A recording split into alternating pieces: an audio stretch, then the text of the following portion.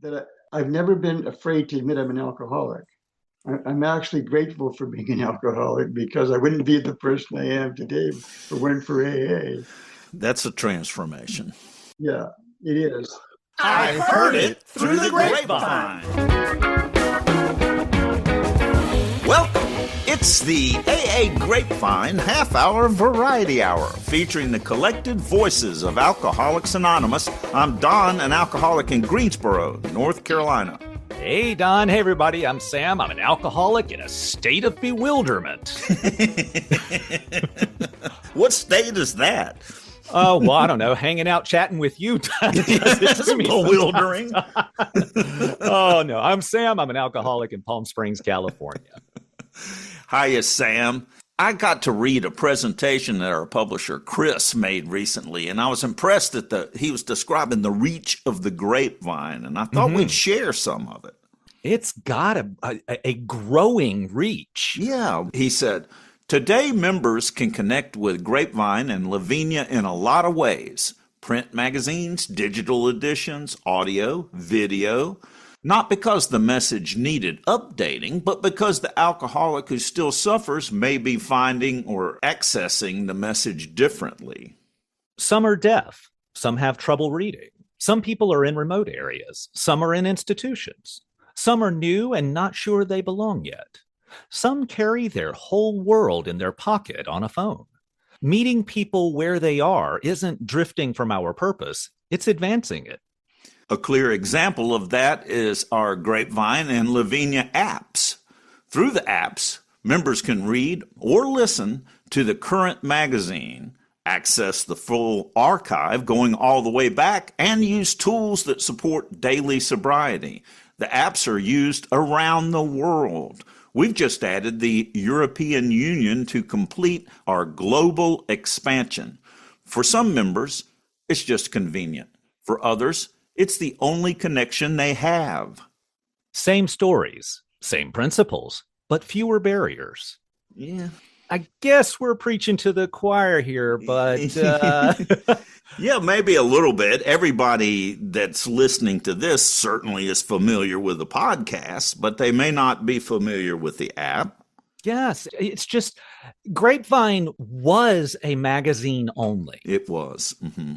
It is now a multimedia approach to meeting people who are not yet members who think they might want to be, as well as meeting members also around the world. Yes. You know, we're meeting people where they are.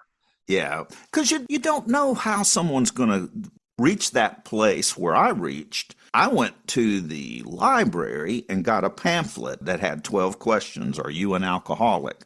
And I tucked it away inside of an oversized library book so no one would know that I picked up an AA pamphlet. They were watching. And I went out and sat in my truck, opened it up, and read it.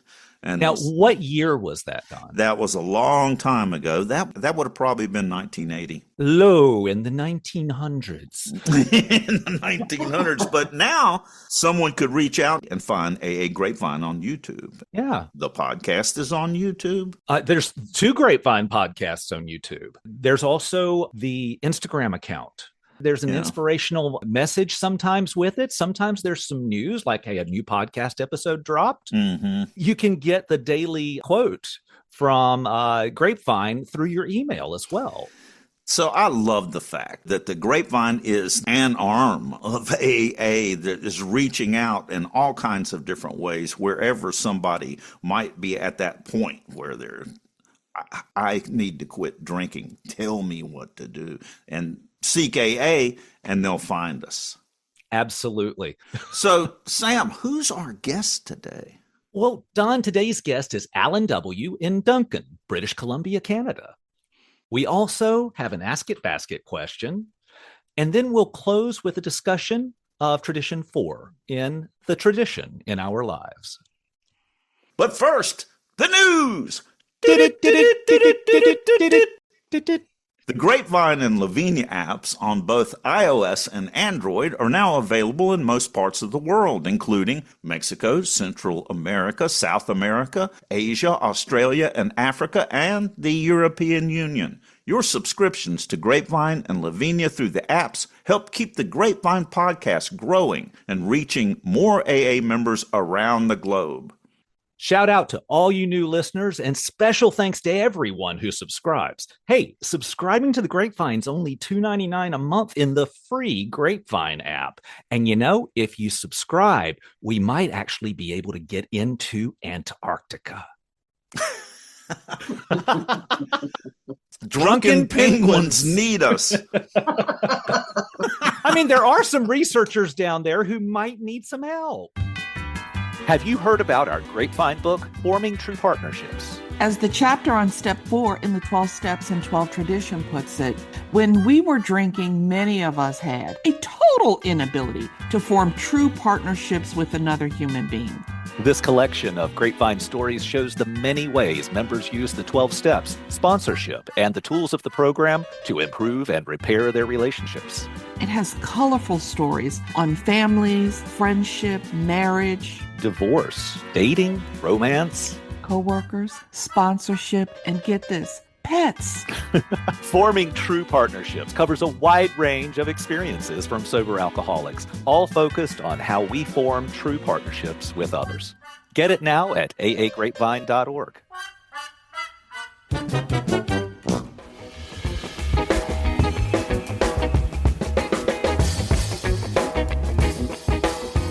My name is Alan W., and I am a grateful recovering alcoholic with 40 years in the program.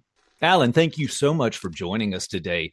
I joined Alcoholics Anonymous when I was in the Royal Canadian Navy in my 22nd year of service. How old were you at the time, Alan? I was 3 days from my 39th birthday. Mm-hmm. So the Navy had no clue that I had an alcohol problem because I was very careful in masking my problem. My whole career, I drank quite heavily, served all over the world, many theaters.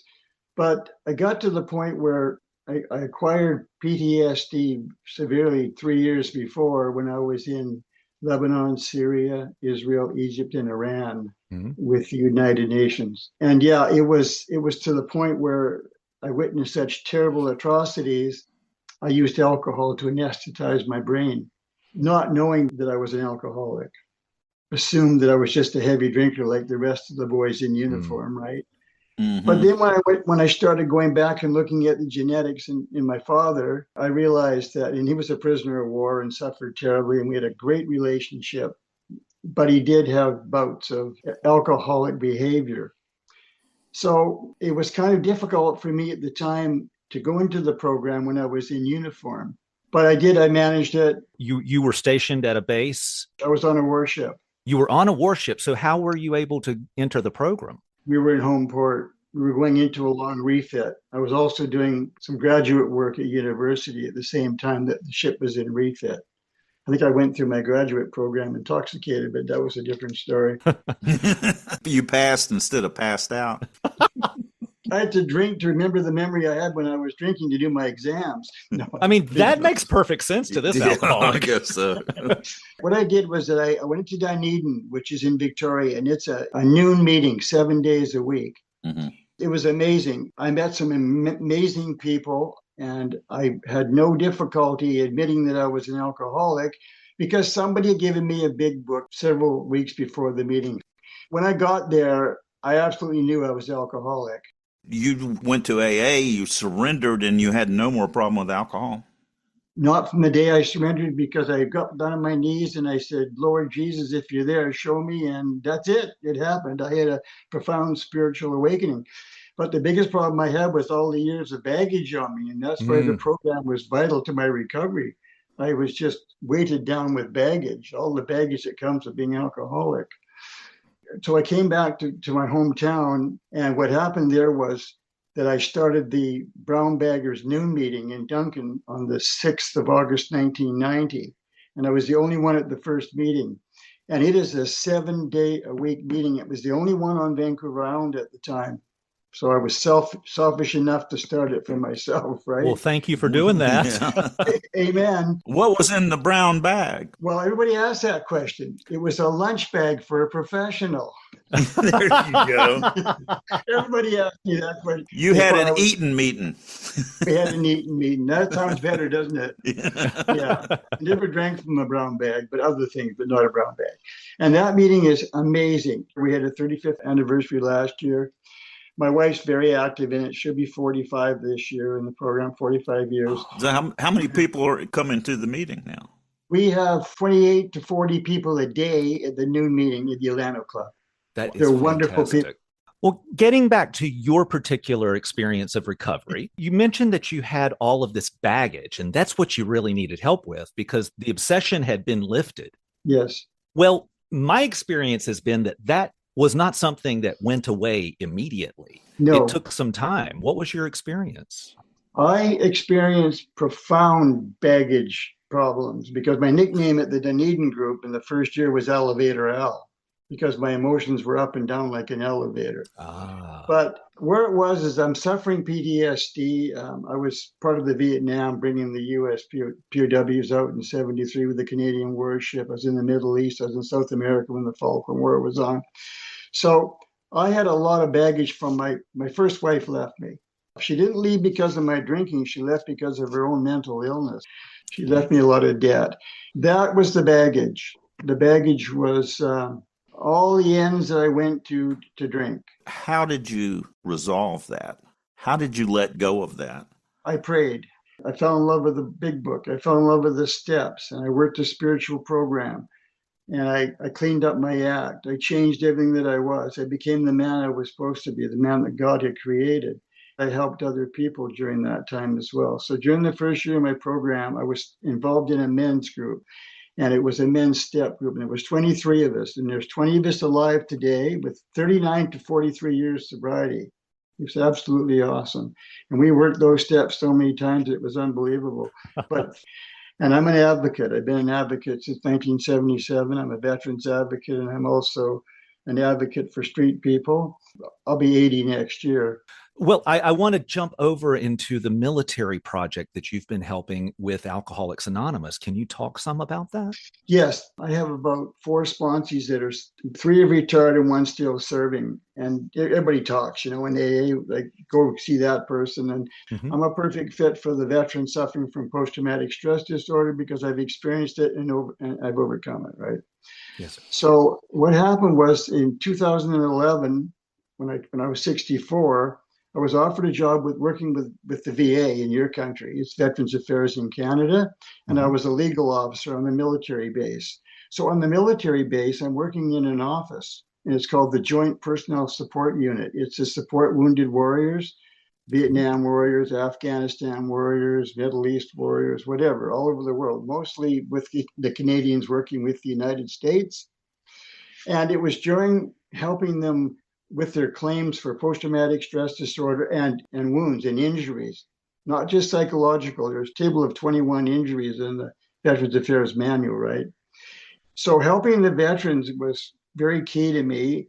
But bringing back to the baggage, the baggage is something that every recovering alcoholic needs to address. That's why we have the 12 steps of Alcoholics Anonymous. And I've done a lot of research on Dr. Bob and Bill Wilson, and I have a whole library full of books that are AA approved, but they're spiritual in matter. All I can say is that this program has definitely been able to bring me to a point where I can help everybody that I need to help. That needs help, I can be there. Alan, for somebody in the military that's drinking and hears the language in AA, we have to surrender. That seems like the opposite message than one gets in the military, to surrender.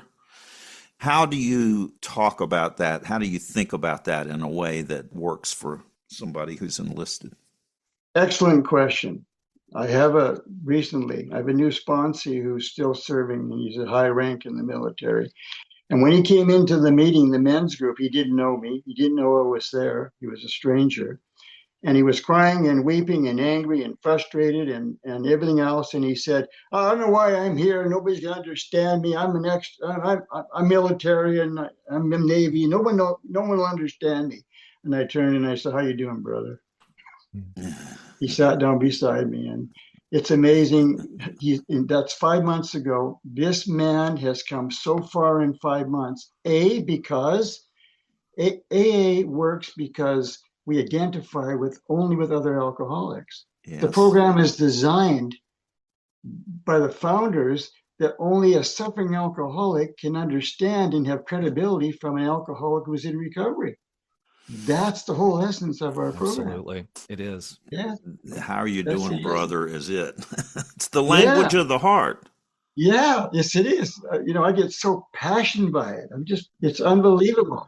Shared experiences make connection that much more possible. So as an alcoholic, I can talk with pretty much any other alcoholic and we can connect on that level. But if we have additional shared experiences, then we can really relate even more. Yes, I totally agree. And not only that, I've been around the world 8 times. I've been blessed. I've had 5 amazing careers. It doesn't matter who I sit with. I'm going to find some conversation that they can relate with. If they're a carpenter, if they're a bus driver, if they're a mechanic, I have some resource in me that I can just connect immediately. I try to connect with them, and it generally works. Something that you don't hear at meetings very often, and I find this over the years. I'm kind of long in the tooth, so very seldom I get argued with. But the point I'm getting at... Okay, you're the elder statesman, not the bleeding deacon. That's it. No, they call me that. I could be a bleeding deacon because I am a pastor, so I better watch out for that.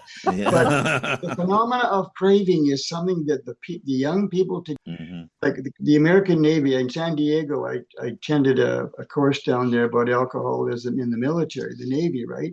And one of the things I learned was that it takes 19.5 years for the military man to actually bottom out, because of the regimen, like you mentioned before, Don, the regimen of the military, the stiffness, the putting on the strength, putting on that I'm a tough guy, putting on that I don't need help. I drink like you do. That's the problem, right? Mm-hmm.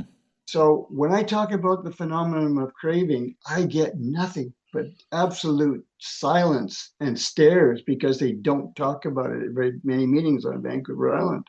And it's that first drink that got me drunk, not the 15th, not the umbrella, not, And once they learn that, the penny drops. Yeah. So, Alan, you are part of the Military Audio Stories project that was conducted by AA. I'm on the website right now. It's at aa.org/military. And what I see listed here are numerous people who are under the header active duty, and then also quite a few people who are under the header of veteran. We have so much information on this page, and it looks like there's 30 or more people who have been recorded and shared their experience of recovery while being a member of the military, active, or veteran. That is just a fantastic resource. So aa.org/military. Yes, and I'm on the bottom of the latest one. It was in December. It says Alan W., Royal Canadian Navy. I see you right there. That's great. It's time for the Ask It Basket. What's that? That's the name Bill W. gave the basket that was passed around for questions. We want your questions for our guests. General recovery questions, newcomer questions, AA history. Got a question for the Ask It Basket? Go to aagrapevine.org and click on podcast. And now let's dip into the basket. Hi, my name is Luke B., and I'm an alcoholic. Sobriety date, December 9, 2023. How often do you come across members who choose to remain unsponsored? I have had 2 temporary sponsors who didn't quite fit well. I feel supported in my current state of sobriety. Could it just be me working the program the way it best fits me, or should I be working harder to find a sponsor? Thank you, Luke B. Thank you, Luke. Great question. I don't think that there's anything unusual about somebody trying 2 sponsors and having it not work out. I think that's completely like the normal way that we move to find somebody we can really identify with. But I think sponsorship is like, I'm going to tell this story, Sam, of that when I look in the mirror, I have a full head of hair. But other people around me, they tell me I have a bald spot. Like, what's that glare? Well, I do have a bald spot, but I can't see it. And I need other people to be able to see what's going on. And that's what sponsorship is. The sponsor can see my blind spots. The sponsor is neutral and impartial. He's not wrapped up in my emotions. Everything in my emotions colors the way I think. So I think the question we're sitting with may not be, do I need a sponsor, but what would I be willing to look at with a sponsor that I'm not able to currently look at alone? Ooh, good thought. Alan? Yes, I'm very involved with sponsorship, which I say to my sponsees when they first come to me. I don't approach my sponsee, they approach me. One day they come up and say, "Hey, would you kind of toe in the dirt? Could you be my sponsor?" I said, "Yes, I'll do it for a temporary basis because you may want to go somewhere else after."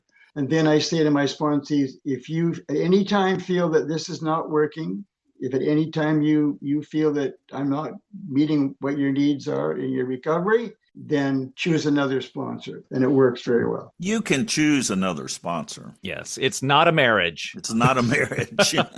One of the best analogies for sponsorship is a lighthouse. A lighthouse doesn't run all around trying to warn the ships all over the place and all that. It stands there and shines. Yes. Amen. I like that. Yeah. That's a beautiful analogy. In 2003, I quit drinking and I started working with a sponsor in early 2004 at about 8 months sober. I got the results of this program by working these steps with that sponsor. They moved away and I got another sponsor and another sponsor. Never worked the steps again with any of them. I wound up fooling myself and I began working this program my way. That's when bad ideas sounded good. And I reset my sobriety date in 2012 because I used poppers and diet pills in a way that's not sober for me. Thankfully, I had an opportunity where a mirror was held to my face and I got honest about that. My experience tells me that I need a sponsor to help me stay on this path. That's my experience. That's wonderful. Yes. Folks, we want to hear your experience and suggestions for people who have questions like Luke's.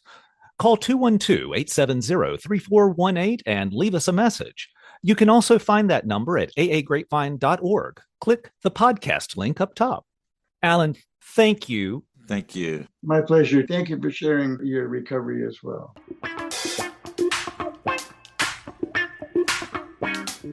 Using the traditions in our lives.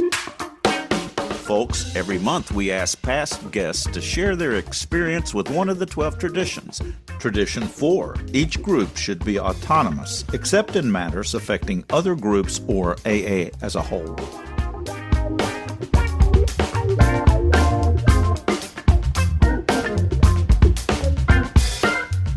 I'm Caitlin. I'm a grateful recovering alcoholic out of Nashville, Tennessee.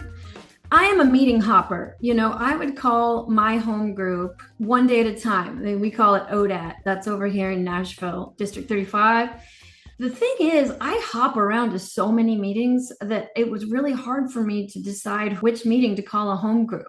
But in the very beginning, when I tried a new meeting, I talked to my sponsor afterwards and I said, well, then they did this and then they said this and then they read the promises instead of and she said, oh, so they're doing it wrong. And I just went, oh, man, yeah, they're doing it wrong. And after that, I was able to learn what is called group conscience, that every meeting gets to have their vibe, their thing, as long as it is aligned with our traditions. David, alcoholic from Punxsutawney, Pennsylvania. Sobriety date is September 10th of 2022. Now, the traditions I have just started, and I find the traditions more ego-threatening than the steps. Tradition 4, each group should be autonomous. I always viewed tradition 4 as the AA group can just do whatever they want. If I don't like it, I don't have to attend that meeting. But I think that's a misconception. We put on a big book conference, and we made an Amish wedding-style dinner, and we put flyers out to benefit this conference. And we had almost nobody show up. And what I'm trying to say here is I don't think that the groups look out for their neighboring groups the way they should. This is just my experience, because since then, I have really started going to the neighboring groups, supporting their anniversaries, supporting whatever they're doing there, supporting that. I think tradition 4 is every group has its customs of what they read, of which night their meeting is, what time their meeting is. Doesn't mean that they're just going to do what they want, and if I don't like it, I don't have to be part of it. I think we should look out for our neighboring groups more. I'm Nora J. from Quakertown, Pennsylvania. One of the biggest things I think about with Tradition 4, autonomous except in matters affecting AA as a whole, when I'm part of a group conscience making a decision, would the results of that decision be beneficial or detrimental for a newcomer, for a person whose first exposure to AA was my meeting? If my group is allied with outside principles, other ideas that are not in line with AA and what AA stands for, that person may believe things erroneously about AA. They may even think that they don't belong because of some of those other influences or affiliations. It's valuable to remember that our personal recovery depends on AA unity. Although that is part of Tradition 1, it also bleeds into Tradition 4. When we're making decisions as a group, checking our own motives when it comes to group decisions, how important it is with Robert's rules, having the minority opinion heard. One of the other points that's made about Tradition 4 is that we're self-governing, but not at the expense of others. It's important for any group and any decisions being made, consider other parts of AA. If you're starting a new meeting, consider the other meetings in the area, considering the motives for starting the new meeting. It's also a valuable tool that we have our traditions checklist to remind us that different groups may have different approaches to doing different things. We don't have AA police. Our leaders are but trusted servants. We have our districts, our areas, our intergroups, and GSO as valuable resources, but they do not police our groups. It's up to us as AA members to help our fellowship be as strong and be as good of a representation of our spiritual principles.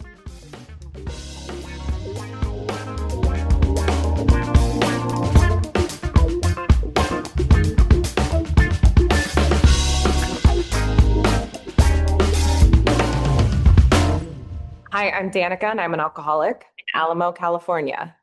And I subscribe to the AA Grapevine because it's a 24/7 spiritual toolkit that connects me with Alcoholics Anonymous. Whether it's this little booklet behind me or the podcast or the daily quote on my phone, I always have AA at my fingertips. Thanks to everyone who subscribes to the Grapevine magazine in print or in the AA Grapevine app. Your support makes this podcast possible. Only $2.99 a month. $3 a month? Come on.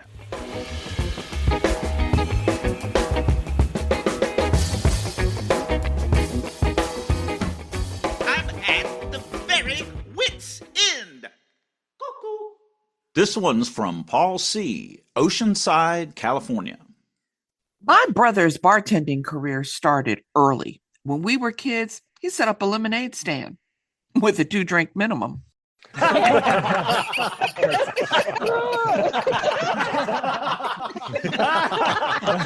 It's really not that funny.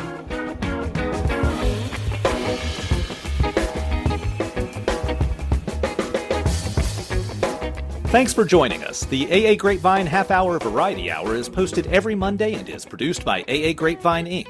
We don't speak for AA as a whole. We share the experience, strength, and hope of members to help others recover from alcoholism. All things Grapevine are available at aagrapevine.org, including our app and how to get in touch with us. Find us on Instagram and YouTube. If you want to know more about AA, visit aa.org or search online for Alcoholics Anonymous and your city.